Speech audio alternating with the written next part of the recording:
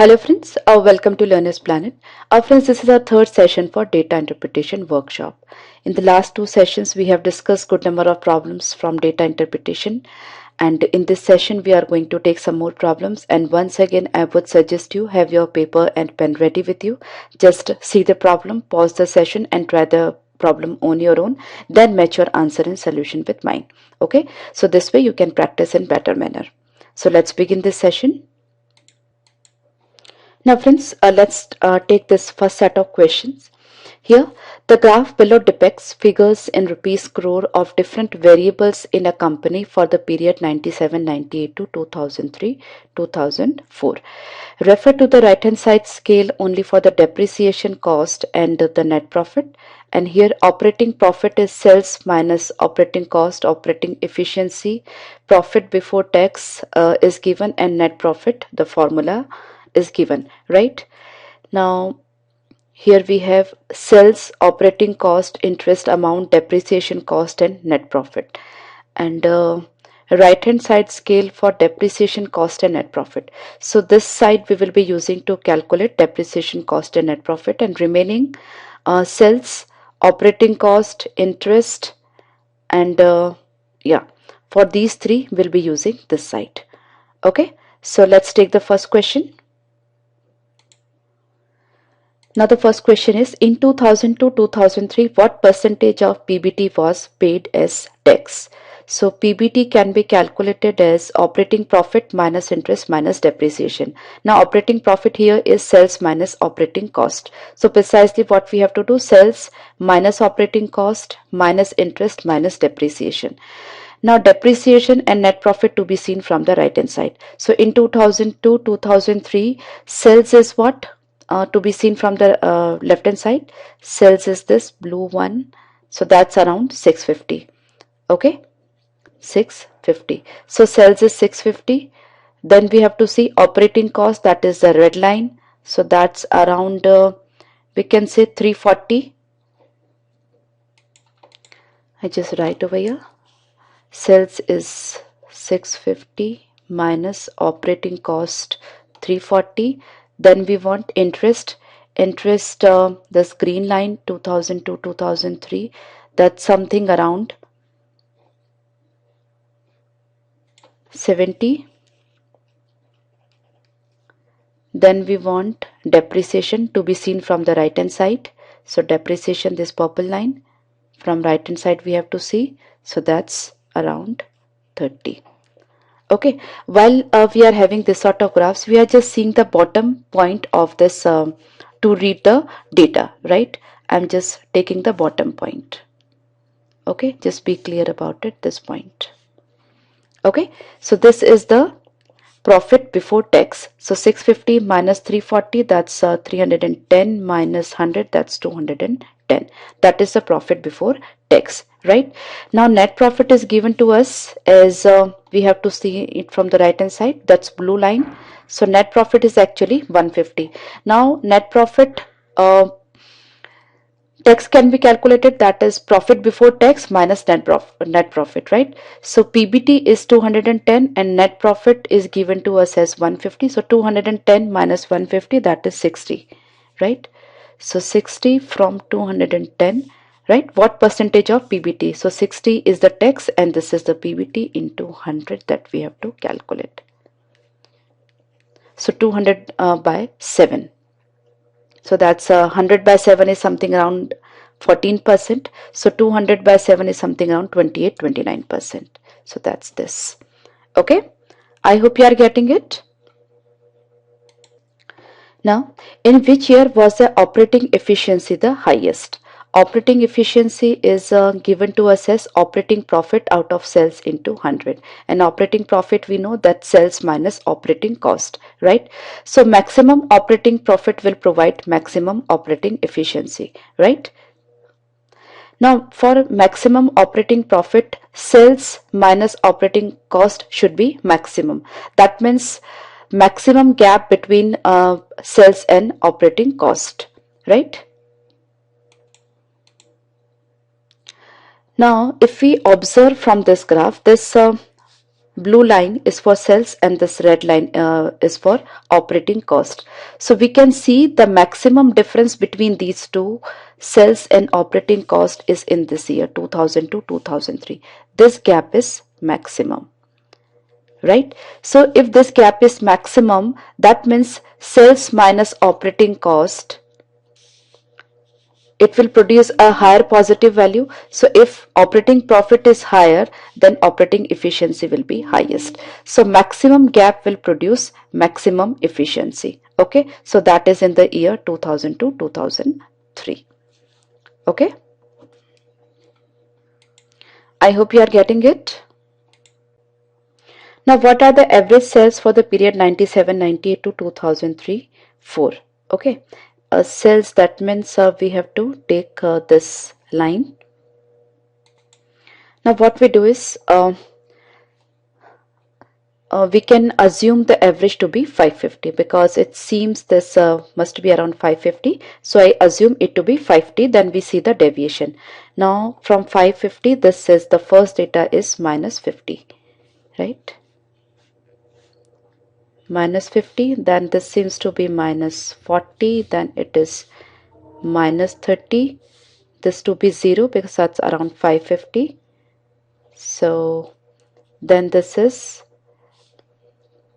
the next one is 600, so that's plus 50.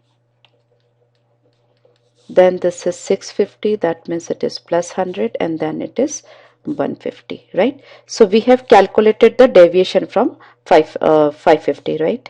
So this and this is cancelled, and from 250 870 is deducted, so 180 positive we are left with. So the deviation, average deviation will be 180 divided by 5.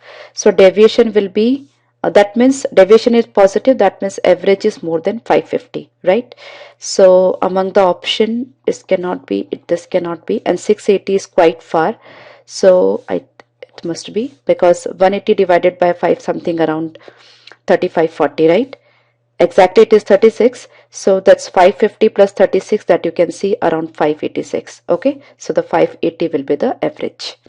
I hope you are getting it. We assumed the average to be 550, then we calculated the deviation from 550, then average deviation we are finding and we are adding it to 550, right? So you don't have to calculate this. If you are getting a positive quantity, that means the average is more than 550. So these two values can be discarded. After that, 680 is quite far, right? So from 550, that's 130 difference, so it cannot be the average because there is just one data that is above 680, that is 700, right?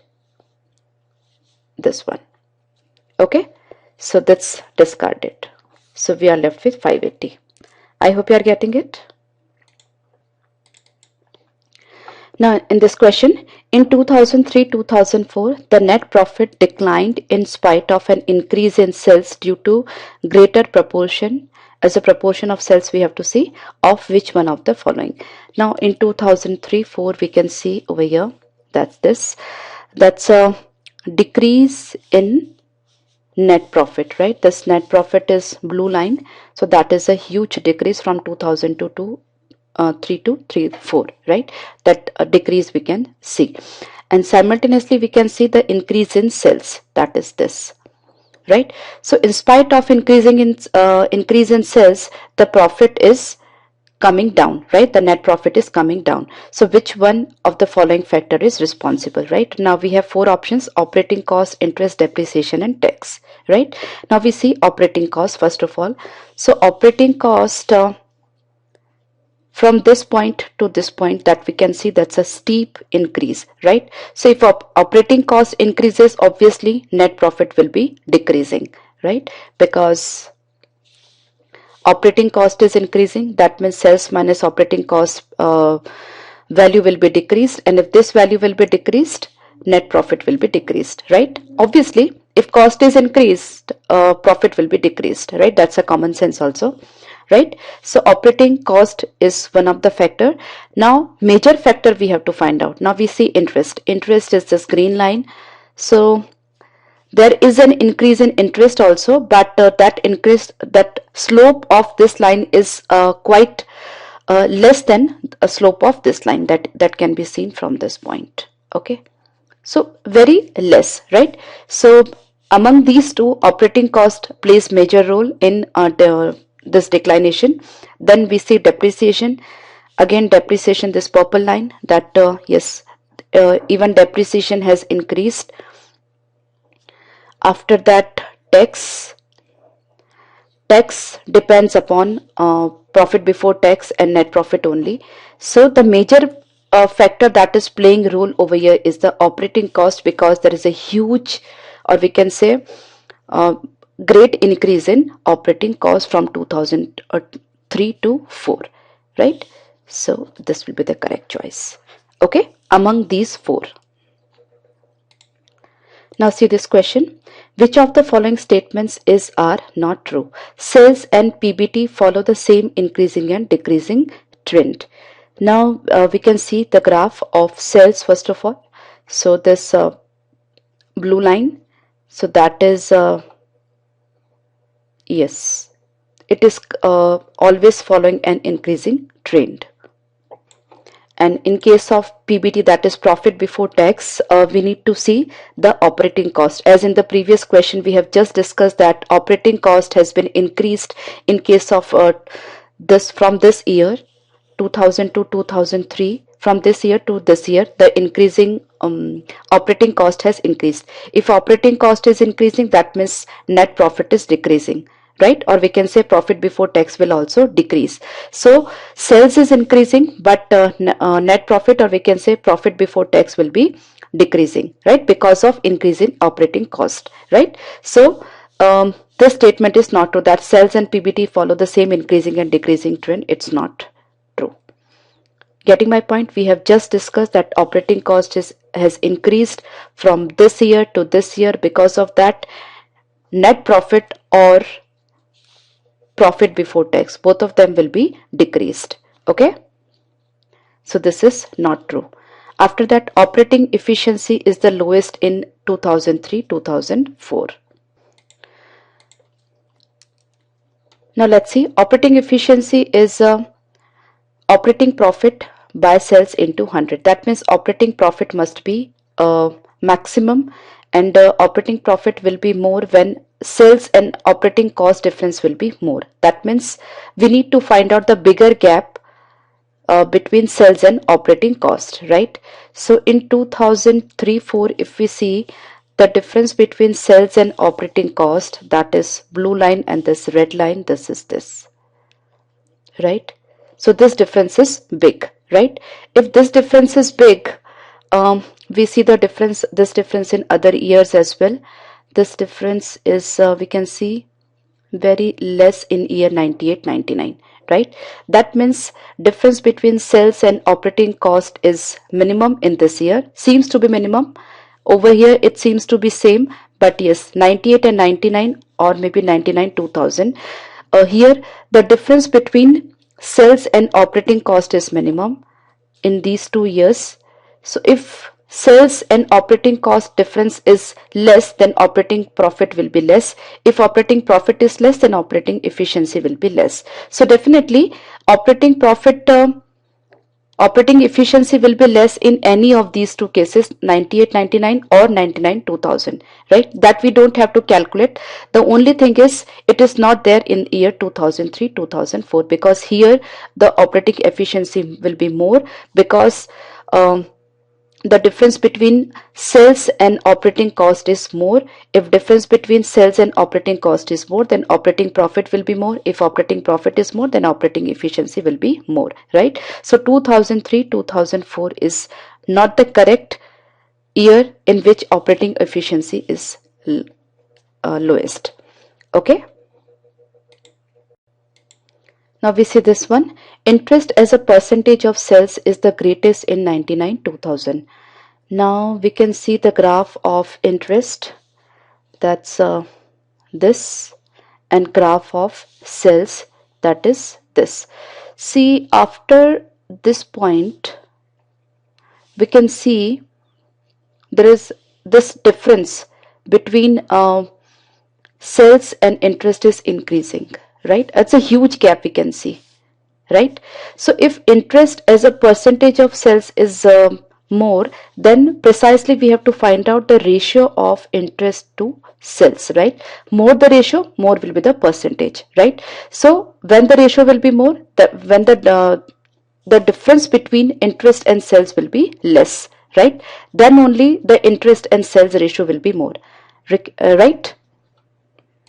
Okay, and more ratio will produce more percentage. So here we just have to take the calculation for year 97, 98, 98, 99 and 99, 2000, right? Because in these 3 years the difference between sales and interest is like less from these years, right? So these year we don't have to consider, we will be just considering these three, right? Now in the first year, that is in 97, 98, sales is 500, and out of that interest is somewhere around 50. We will be seeing the bottom point, so that's around 50, so that's 10%. Okay, in first year. In the second year, it is bit more than this. Okay, we see the bottom point, that's 60, and sales is bottom point, if we see, it is 510, so that's bit around, we can say 12%, right? Then in this year, interest is almost bit difference is there, so I assume it to be 65, and sales is here it is, if we see the bottom point, around 530. Okay, now 13 into 5 is 65, and this is 13 fours are 52 and something around this, so this will be bit more than 12%.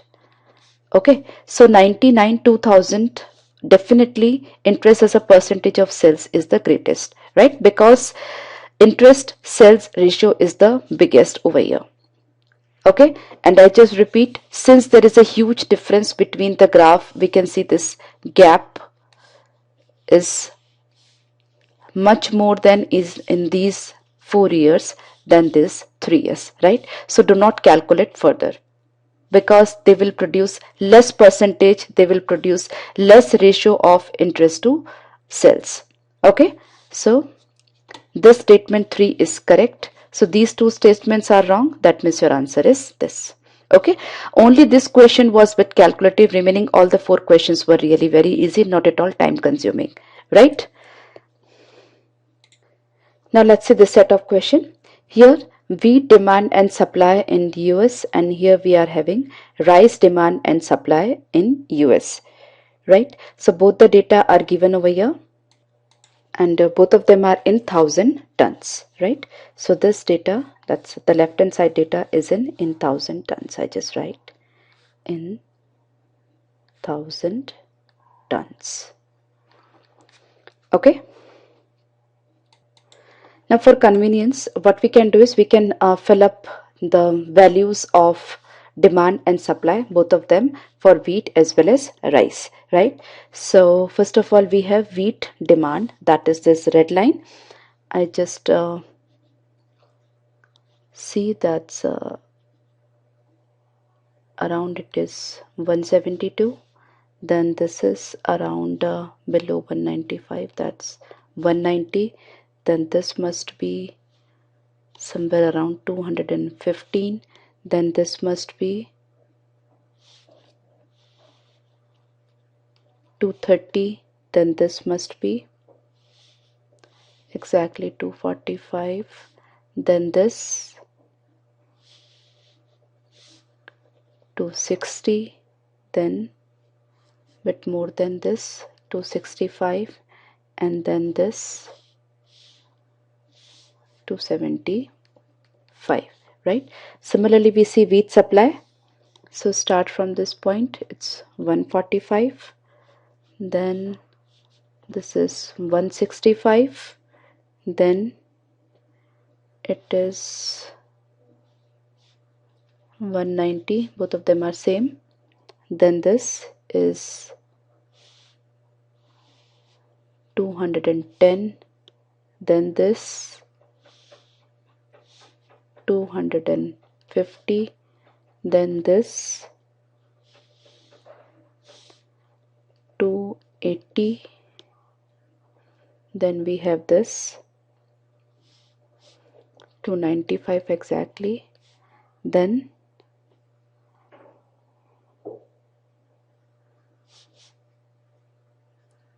290. Similarly, we see rice demand and rice supply over here. So I just fill up the data. Rice demand, that is this blue color line. So that is 170. Then this is 180. This is 190. This is 200. That's 215. Then we have this 235. Then this is 240. Then we have this, that's exactly middle, 255, right? Similarly, we fill up this red line also, that is rice supply. So here it is 150, then we have 160, then we have 170, then this 210, then 235, then we have this bit more than 240, 242, let's take it. Then this is around bit less than 265, so let's take it as 263, and this is bit less than 290, so it's around 288, right? So we have filled up both the graphs, rice demand and supply and wheat demand and supply. Now let's take the questions one by one. Now the first question is, the total demand of rice from 95 to 2000 forms what percent of the total supply of wheat from the same period? Okay, so total demand of rice from 95 to 2000. So let's find that out. So rice demand, that blue line, so that's 1 2 1 2 3 4 5 6 times 200, that's 1200, plus we'll settle that off. So that's mutually cancelled, this plus 15 and that's minus 10 around. Then this is 35 plus 55, 90 plus 40, 130. So that's around 1200 plus 130, that is around 1330. Okay. Then we have to see total supply of wheat for the same period. So total supply of the wheat from 1995 to 2000, that blue line. So that's 1 2 3 4 5 6 1200 we have to take. Then minus 10 plus 10 cancel. Then we have this 50 plus 80, 130, 130 and that 230, 230 and that's around 330 or 320 we can say. So 1200 plus 320, that is 1520. Okay, so 1330 by 1520 into 100, that we have to calculate. Okay, now 15 into 9 is 135, right? So 1520 into, if we take the numerator, the first figure as 9, it will be less than that because it has to be at least 1350, right? So your answer should be less than 90%, so that's 88%.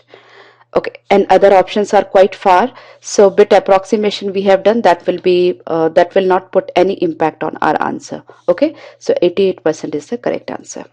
I hope you are clear.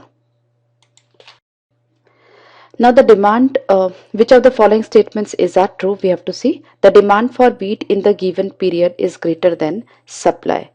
Okay, demand for wheat is greater than supply. So demand is this red line and supply is this blue line.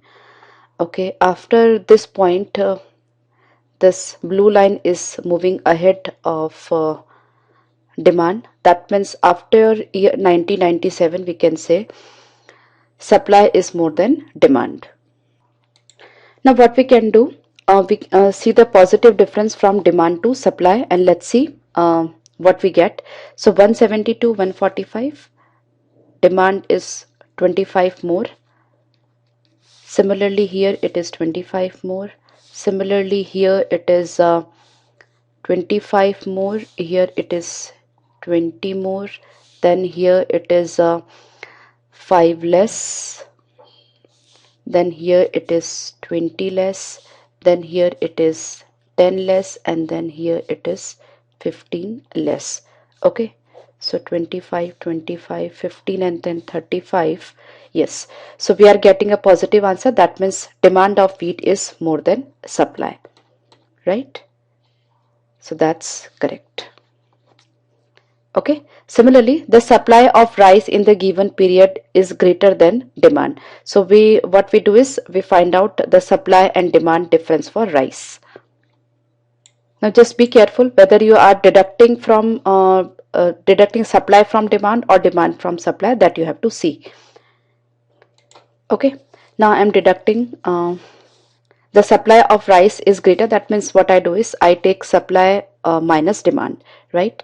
So 150 minus 170, that's minus 20. Then this is minus 20. Then this is 170 minus 190 minus 20. Then this is plus 10. Then this is plus 20. Then this is plus 7. Then this is plus 23. Then it is around 33. Okay, so 20, 20, 60. So we are getting a positive answer. That means supply of rice in the given period is greater than the demand. That's also correct. Okay, then the demand for wheat is about 90% of the demand for rice. Now demand for wheat is about 90% of the demand for rice. So demand for rice, let's calculate sum of this blue line. So I take average 200. So 200 into 8, that is 1600 around, right? Exact figure we need to know. So that's we just take, this is minus 30. This is minus 30, minus 20, minus 50, minus 60. So, and here it is plus 15, 35 and 15, 50. So we are just getting this as additional 40 and 55. That's around 90, 95. So around 1690 we can take the total demand for rice. Similarly, we need to calculate the total demand for wheat. So again I take 200 as average. So total it is 1600. Then this is minus 10 and this is around plus 15. So that's cancelled. This is minus 28 and this is 30. So these are just cancelled. Apart from that, we have 45 plus 60, 100, around 100, and that's around 150. So 250 more than that. So around 1600 plus 250, 1850. Okay. So demand for wheat is 90%. So this is demand for rice and this is demand for wheat. So it cannot be 90% because it is more than 90%, right? The fraction value is greater than 1. That means demand of wheat is more than demand of rice. So it cannot be 90%. This one is wrong, right? So that's first and second only.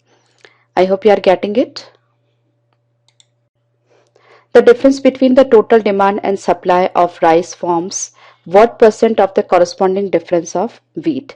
We have just calculated the demand and supply difference for rice and wheat. I just do it once again for you. Here we see demand and supply difference for rice. So blue line is for demand. So I'm deducting supply from demand. So that's 20 plus 20 plus 20. Then it is minus 10, then it is minus 20, then it is minus 7, then it is minus 23, then it is minus 33, right? Since we want the difference, we will take this calculation as positive only. Then this is 20, 20, then this is 40 and 23 730 and 1040. So that's absolute difference is 33. Okay, then the same thing we have to find out for wheat. So the same calculation I have done over here, or I have taken from the previous question. So that's 25 25 25 20 minus 5 minus 20 minus 10 minus 15. I just do it once again. This is around 25, then it is 25, then this is 25, then it is 20, then minus 5 minus 20 minus 10 and minus 15, right? So we want absolute difference. So this minus 25 and positive 25 is cancelled. This is again minus 25 and 25 is cancelled. So this we are getting 20 plus 25, that is 45, right? I'm sorry friends, actually this is 265 and this is 295. So precisely this difference is minus 30. I made a mistake. I'm just sorry for that. So precisely it is, the difference is, I just increased 20, so the difference is 25, right? In the previous question also, please rectify this mistake. Then also we will be getting the answer positive. The definitely demand is more than supply, but this bit calculation error is there. So just confused by my own handwriting. So like that's 25 and this is 33. So 33 by 25, right? The difference between total demand and supply of rice, that's 33, forms what percent of the corresponding difference for wheat, right? So we'll put the difference in wheat in this demand supply difference in of wheat in denominator. So it's around 120%. So that we have 115% over here. Okay, I hope you are getting it, and I'm sorry for this mistake. You also be careful about this sort of mistakes. Let's take the next one. Now this question, the ratio of demand to supply of rice for year 1993 forms what percent of ratio of supply to demand of rice for year 2000? Okay, demand to supply for 1993. So for 1993, demand is blue line, so that is 170, and supply is 150. Then we have to find out the ratio of supply to demand for year 2000. So in year 2000, supply is this red line, so that is 288, and demand is blue line, that is 255, right? So precisely we have to make this calculation. So that is, just rewrite 170 by 150 into 255 by 288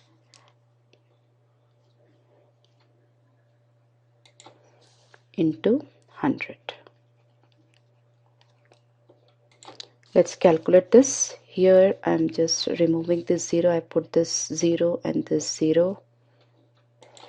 See, if you see, approximately it is around 1.5 times, and it is also around 1.5 times, but more or less maybe there, but around we can take that to be 1.5, around 1.5, right? So other option apart from 100% are very far, right?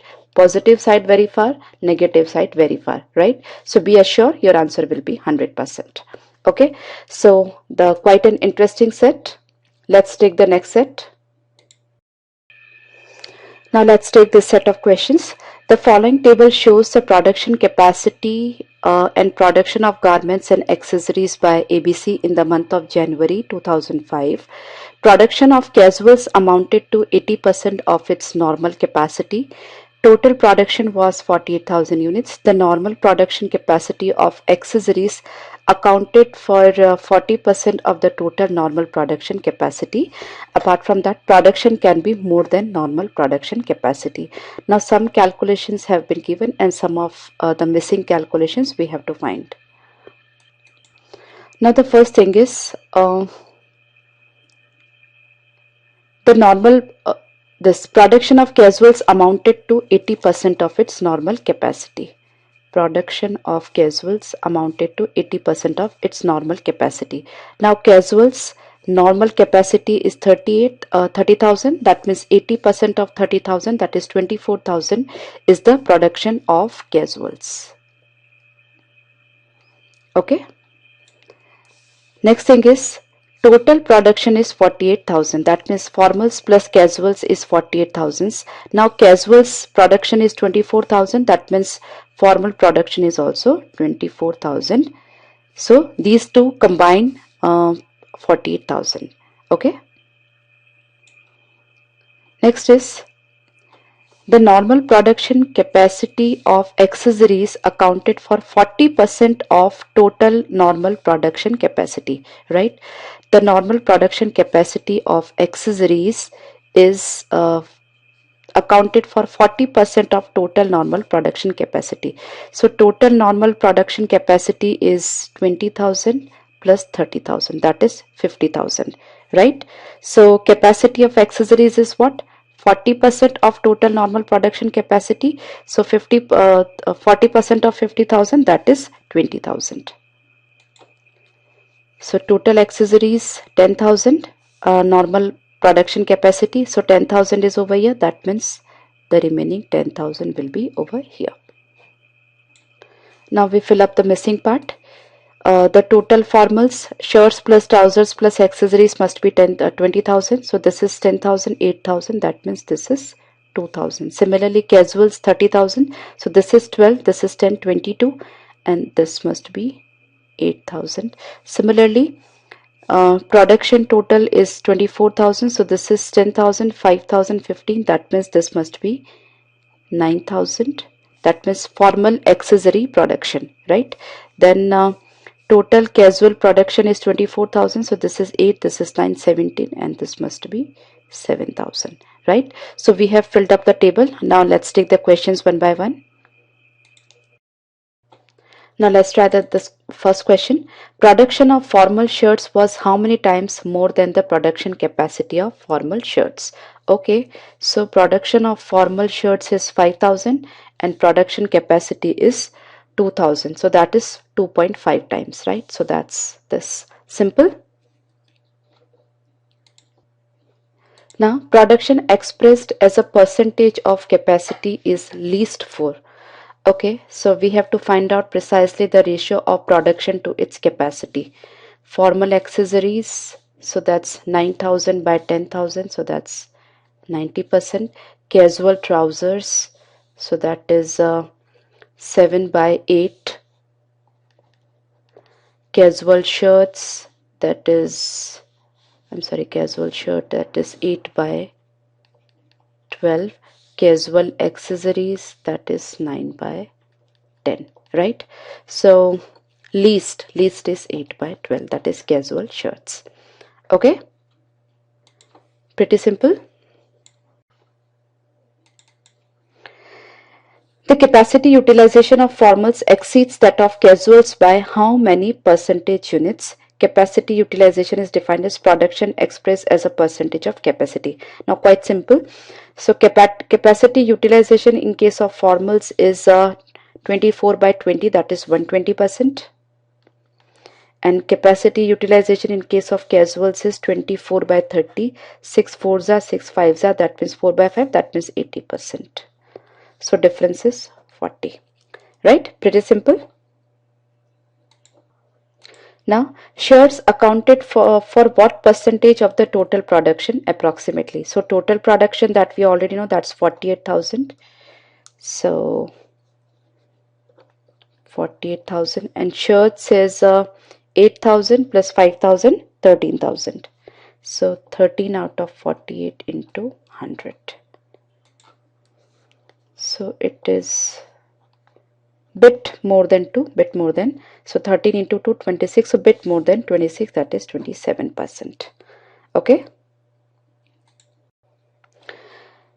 If a formal trouser sells for twice the price of a casual shirt, formal trouser sells twice the price of a casual shirt, and the casual trouser sells 1.5 times price of formal shirt, then which of the following is are necessarily true if all garment product produced are sold? Now I assume the price of a casual shirt is X, then price of formal trouser will be 2x, then casual trouser sells for 1.5 times the formal shirt, so I suppose this to be y, then this must be 1.5 times y, or we can say 3 by 2 y, right? Now the first thing is sales of formal shirts exceeds that of casual shirt. That cannot be calculated at all because we do not know the exact value of x and y. Maybe x is greater, maybe y is greater, so this cannot be calculated, right? If the selling price per unit of a formal shirt exceeds that of a casual shirt, then sales of casual shirt exceed that of casual trousers. Again, we are just playing with variables, so this cannot be calculated. Sales of trousers exceeds that of shirts. This will be true. Why? Because the price of formal trouser is double than of casual shirt. So the total, suppose even single quantity is sold for each and everything, then 2x plus 3 by 2y, that is the total sales achieved by trousers, or better we take the value. Formal trousers, there are formal trousers 10,000, right? So 2x into 10,000 plus casual trousers